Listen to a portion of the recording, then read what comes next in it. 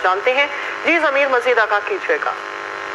जी बिल्कुल, Islamabad high court में आज साबिक वज़ीर-ए-आज़म मियां मोहम्मद नवाज शरीफ, मरियम नवाज और कैप्टन रिटायर्ड सफदर की पनामा अपीलों पर जो है वो समाअत की गई थी, जबकि नैब की तरफ से जो दरखास्तें दायर की गई थी, अपीलें दायर की गई थी, उन पर भी जो है वो समाअत की गई।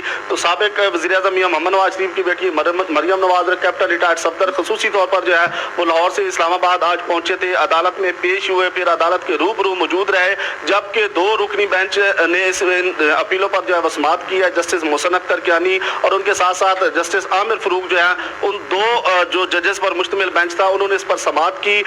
तो जो एडिशनल प्रोसिक्यूटर थे जहांजेब परवाना, वो आज नैब की तरफ से पेश हुए, जबकि आजम नज़ीर तारड़ जो है वो मावन के तौर पर जो है वो अदालत में मौजूद रहे। तो दलाइल का सिलसिला जो है वो जारी रखा गया था। मियां मोहम्मद नवाज शरीफ के हवाले से दलाइल दिए जाते रहे, उनके साथ साथ दीगर जो अदालतों के फैसले हैं उनका भी जो है वो आज अदालत में जिक्र किया गया। तो अदालत ने तमाम दलाइल जो है सुनने के बाद जो है वो फैसला महफूज कर लिया, जो किसी भी वक्त अदालत की तरफ से सुना दिया जाएगा। तो आज मियां मोहम्मद नवाज शरीफ, मरियम नवाज, कैप्टन रिटायर्ड सफदर की तरफ से जो अपीलें थी उन पर समाअत की गई, नैब की तरफ से जो है मुखालफत की गई थी, जबकि उनके वकील की तरफ से जो है उनके हक में दलाइल दिए गए थे। अदालत ने फैसला महफूज कर लिया है, जो कि सुना दिया।